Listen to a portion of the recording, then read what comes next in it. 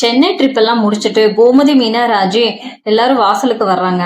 அதே நேரத்துல கதிரோட காரும் வந்து நிக்குது. கார்ல இருந்து கதிர் இறங்கி அடுத்த நொடியே அங்க ஏற்கனவே இருந்த சக்திவேலு பாயிரான். டேய் கதிர், இன்னைக்கு உன்னை நான் சும்மா விட மாட்டேன்டா. எங்கடா எங்க அண்ணன், எங்கடா எங்க பெரிய அண்ணன் முத்துவேல ஒளிச்சு வச்சிருக்க? பொண்டக்குடையில இருந்து சென்னை வரைக்கும் தேடியாச்சு. எங்க அண்ணன் முத்துவேல் எங்கடா? அவரை எங்க கொண்டு போய் புதைச்சு வச்சிருக்க? வாய் திறந்து சொல்லுடான்னு சட்டை பிடிக்கிறான். கோமதி போய் சக்திவேலோட கைய பலவந்தமா பிரிச்சுட்டு, என்னென்ன இது, என் பெத்த பிள்ளைய வாசல்ல வச்சு சட்டையை பிடிச்சு இழுக்கிறீங்க? சென்னைக்கு காரோட்ட போன புள்ள இப்பதான் வாசல் மிதிக்குது, அதுக்குள்ள ஏன் இப்படி மிருகம் மாதிரி பாயிறீங்க? கையெடுங்க முதல்ல, இவன் ஒண்ணும் தப்பு பண்றவன் இல்ல அப்படிங்கிறாங்க. சக்திவேலுடனே, கோமதி தங்கச்சின்னு பாக்குறேன், சும்மா இரு. உன் மகனுக்கு வக்காலத்து வாங்கிட்டு என் முன்னாடி வந்து நிக்காது. இன்னைக்கு இவன் உண்மையை சொல்லாம இந்த இடத்த விட்டு ஒரு அடி கூட நகர முடியாது. டேய் கதிரு, உனக்கு எங்க அண்ணன் கிட்ட என்னடா வேலை? ஒரு வாரமா அவரை கூட்டிட்டு சென்னை முழுக்க ஏன் சுத்துற? என்ன ரகசிய காரியம்னு 2 பேரும் அலையறீங்க? பெத்த குடும்பத்துல யாருக்கும் தெரியாம எதுக்குடா எங்க அண்ணனை தூக்கிட்டு போன? பாண்டிய உடனே வந்து, சக்திவேலு வார்த்தை அளந்து பேசு. என் புள்ள அப்பாவி, அவனுக்கு எதுவும் தெரியாது. 4 பேர் ஏதோ சொன்னா பொய் கதையை கேட்டுட்டு வந்து என் வீட்டு வாசல்ல நின்னு என் பிள்ளைய குற்றவாளி மாதிரி நிக்க வச்சு கேள்வி கேட்காத. அவன் எது செஞ்சாலும் ஒரு நியாயம் இருக்கும்னு சொல்றாரு. சக்திவேல் அதுக்கு, நியாயமா? பெரிய நியாயமா குடும்பம்? பரதேசி பையில, உனக்கு விஷயம் தெரியாம இங்க இவனுக்கு ஓவரா சப்போர்ட் பண்ணிட்டு இருக்காத. உங்க தர்மபுத்திரன் பண்ணிருக்க காரியத்தை கேட்டா நீங்களே உங்க முகத்துல காரி துப்புவீங்க. எங்க அண்ணன் முத்துவேல் அக்கௌண்ட்ல இருந்து இவன் பேருக்கு 10 லட்சம் ரூபாய் போயிருக்கு. 10 லட்சம். இப்ப சொல்லுங்க, எதுக்கு அந்த பணம்? எங்க அண்ணனை ஏதோ சதி பண்ணி ஏதோ ஒரு மலைவான இடத்துல வச்சு மிரட்டி அவர்கிட்ட இருக்க சொத்தையும் பணத்தையும் பறிச்சுக்கு பாக்குறான் இவன். ஏதோ பெருசா வில்லத்தனம் பண்ணி எங்களை அழிக்க பிளான் பண்ணிருக்கான் இவன். எல்லாரும் அதிர்ச்சியில இருக்காங்க. கதிர் மட்டும் எதுவும் பேசாம தலை குனிஞ்சு அமைதியா நிக்கிறான். கோமதி கதிர்கிட்ட, கதிரு என்னடா இது, ஏன்டா பேசாம நிக்கிற? வாய் திறந்து ஒரு வார்த்தை சொல்லுடா. மாமன் பேசுற இந்த அசிங்கமான அபாண்டத்தை கேட்டுட்டு எப்படிடா சும்மா இருக்க? நீ தப்பு பண்ண மாட்டேன்னு இந்த அம்மாவுக்கு தெரியும்டா. சத்தியமா சொல்லுடா, நீ தப்பு பண்ணலன்னு சத்தமா சொல்லுடா என் தங்கம் அப்படிங்கிறாங்க. பாண்டியுடனே, டேய் சக்திவேலு, அவன் வாயை தோட்டலைன்னா அவன் தப்பு பண்ணிட்டான்னு அர்த்தம் இல்லடா. என் பிள்ளைக்கு தப்பு பண்ண தெரியாது, யாருக்கும் துரோகம் பண்ண தெரியாது. அந்த 10 லட்சம் பணத்தை வச்சு என் பிள்ளை என்ன பண்ணான்னு எனக்கு தெரியும். அவன் மேல பழி போடுறது நிறுத்தி, இல்லைன்னா மரியாதை கெட்டுடுங்கிறாரு. சக்திவேலுடனே, அவன் தப்பு பண்ணலைன்னா ஏன் ஊம மாதிரி நிக்கிறான்? நெஞ்சில உரம் இருந்தா நேர்மை இருந்தா முத்துவேல இந்த இடத்துலதான் வச்சிருக்கேன், இந்த வேலைக்காக தான் கூட்டிட்டு போனேன்னு சொல்ல வேண்டியது தானே? ஏன் சொல்ல மாட்டிக்கிறான்? ஏன்னா உள்ளுக்குள்ள கல்லா இருக்கு, வஞ்சகம் இருக்கு.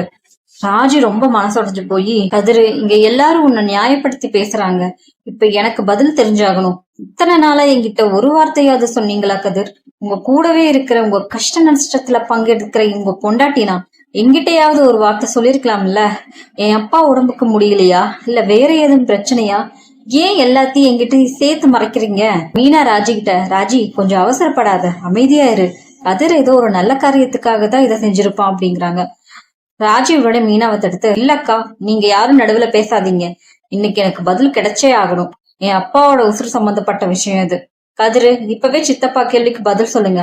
எங்க அப்பா எங்க? அந்த 10 லட்சம் ரூபாய் பணம் எதுக்கு வாங்குனீங்க? நீங்க என் அப்பாவை வச்சு என்ன பிளான் பண்ணிட்டு இருக்கீங்க? ஊரே உங்களை கேட்கும் போது ஏன் இன்னும் சில மாதிரி அமைதியா இருக்கீங்க? உங்க அமைதி எனக்கு பயத்தை கொடுக்குது கதிர். நீங்க தப்பு பண்ணலைன்னா ஏன் பதறாம பேசாம நிக்கிறீங்க? பேசுங்க கதிர், வாயை திறந்து பேசுங்க. கோமதி உடனே, ராஜி, நீயுமா உன் புருஷனை சந்தேகப்படுற? உனக்காகவும் உன் குடும்பத்துக்காகவும் உசிரியே கையில புடிச்சிட்டு அலையிற வேண்டியவன் அவனையா இப்படி எகத்தாளமா எல்லாரும் முன்னாடியும் வச்சு கேள்வி கேட்கிற? பாண்டியன் சொல்றாரு. சக்திவேலு, ராஜி, நீங்க என்னதான் இவனை நோக்கினாலும் என் புள்ள தப்பு பண்றலங்கிறது என் நம்பிக்கையும் அணு அளவு மாறாது. கதிர், நீ யாருக்கும் பதில் சொல்ல வேண்டிய அவசியம் இல்லடா, நீ நேரா வீட்டுக்குள்ள போ அப்படிங்கிறாரு.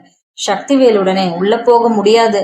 எங்க அண்ணன் முத்துவேல் எங்கன்னு சொல்லாம அந்த 10 லட்சத்துக்கு கணக்கு சொல்லாம இவன் இந்த வீட்டு வாசப்படியை தாண்ட முடியாது.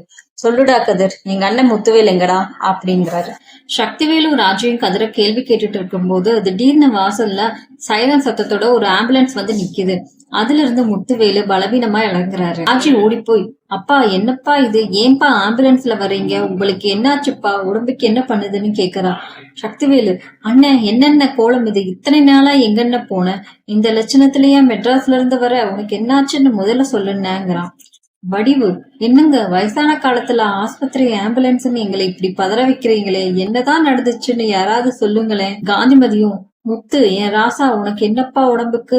பெத்தவ நெஞ்சு தாங்களப்பா, சீக்கிரம் சொல்லுப்பான்னு சொல்றாங்க. முத்துவேலு, எல்லாரும் கொஞ்சம் அமைதியா இருங்க, எனக்கு ஒண்ணும் ஆகல, இப்ப நான் நல்லா இருக்கேன். ஆபத்தான கட்டத்தை தாண்டி உசுரோட உங்க முன்னாடி வந்து நிக்கிறேன்னா அதுக்கு காரணம் இதோ இங்க நின்னுட்டு இருக்கானே என் மருமகன் கதிர், இவன் மட்டும்தான். கோமதி உடனே, அண்ணன் என்னென்ன சொல்ற? கதிர் உங்களை நல்லபடியா பாத்துக்கிட்டானா? ஆனா எதுக்கண்ணா இந்த ஆம்புலன்ஸ்? முத்துவேலு, கோமதி, சக்திவேலு, ராஜி எல்லாரும் கேளுங்க.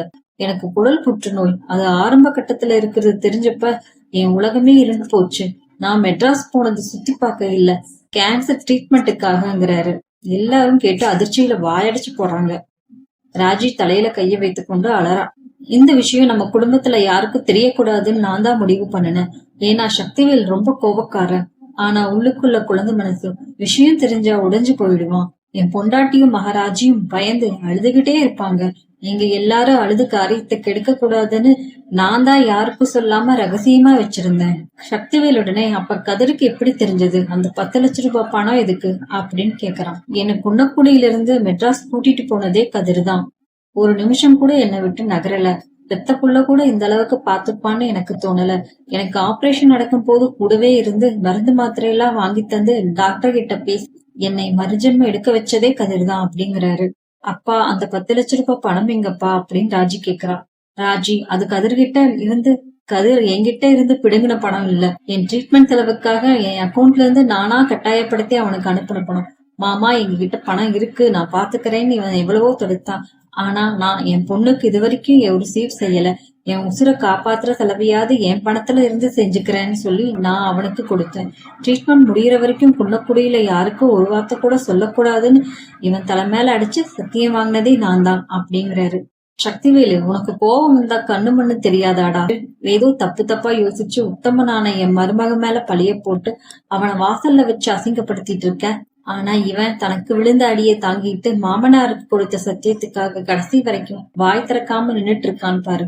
கோமதி, நீ நிஜமாவே ஒரு தங்கமான பிள்ளைய வளர்த்திருக்க. நான் எத்தனையோ புண்ணியம் பண்ணியிருந்தாதான் கதிர் மாதிரி ஒருத்தர் எனக்கு மருமகனா கிடைச்சிருப்பான். பாண்டியன் உடனே பெருமையா, பாத்தியா சக்திவேலு, பாத்தியா ராஜி, என் பிள்ளையோட தங்கமான குணத்தை?